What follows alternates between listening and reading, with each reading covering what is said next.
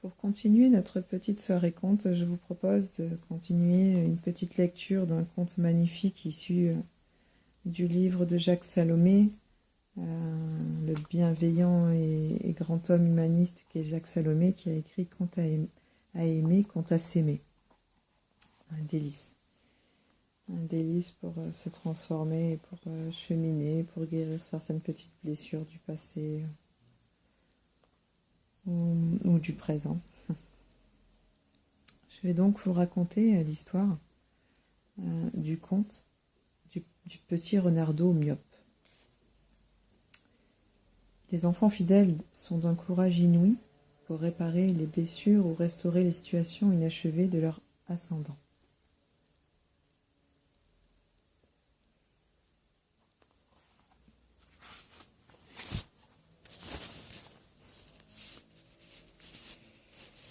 Il était une fois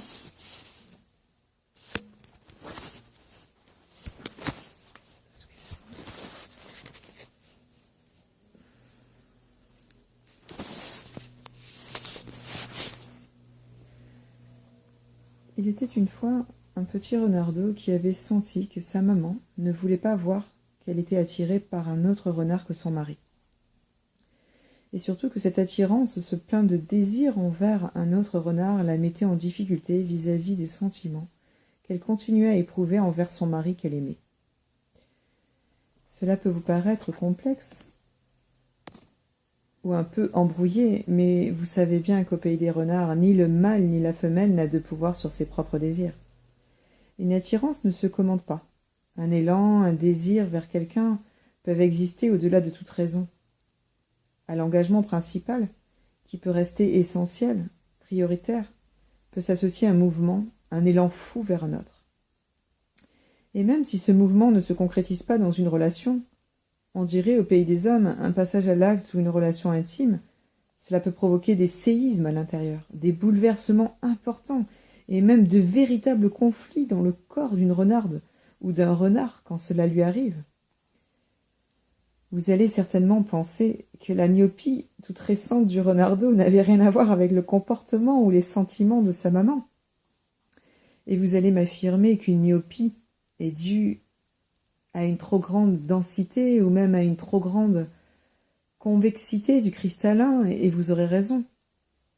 Mais ce serait oublier que certains enfants fidèles peuvent tenter de faire valoir avec leur myopie l'aveuglement de l'autre, de l'un ou l'autre de leurs parents. Dans ce cas, je crois qu'il s'agit de sa maman. Celle-ci, en effet, depuis quelques semaines, se débattait dans des sentiments contradictoires.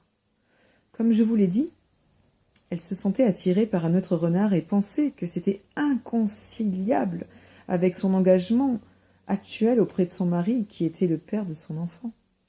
Cependant, comme je tente de vous le montrer, tout se passait comme si son conflit intérieur avait été entendu par son petit renardeau. Les petits renardeaux peuvent voir l'invisible et entendre le non-dit, surtout quand cela concerne quelqu'un de proche. Ils ont de véritables antennes pour capter ce qui pourrait menacer, inquiéter la stabilité d'une famille. Ils sont capables, avec beaucoup de courage, de se casser une patte, d'avoir de la fièvre, de travailler mal à l'école ou même de déclencher des conflits violents pour retenir leur mère, si elle avait envisagé de prendre un peu de temps pour aller rejoindre par exemple le renard qui l'attirait tant. Quand un petit renardeau voit ce qu'il ne voudrait pas voir, alors qu'il est aussi capable de blesser sa vue et de porter des lunettes pour faire semblant de voir plus clair, il y en a aussi qui peuvent devenir presbytes, quand ils ne veulent pas aller voir de trop près quelque chose qui pourrait les déranger. Quoi que décide sa maman, elle pourrait cependant lui dire que les adultes ont une vie personnelle dont ils sont seuls responsables, que leur intimité ne regarde qu'eux, et que les renardeaux, qui voient beaucoup de choses avec leurs petits yeux curieux, doivent savoir que l'intimité regarde seulement celui qui la vit.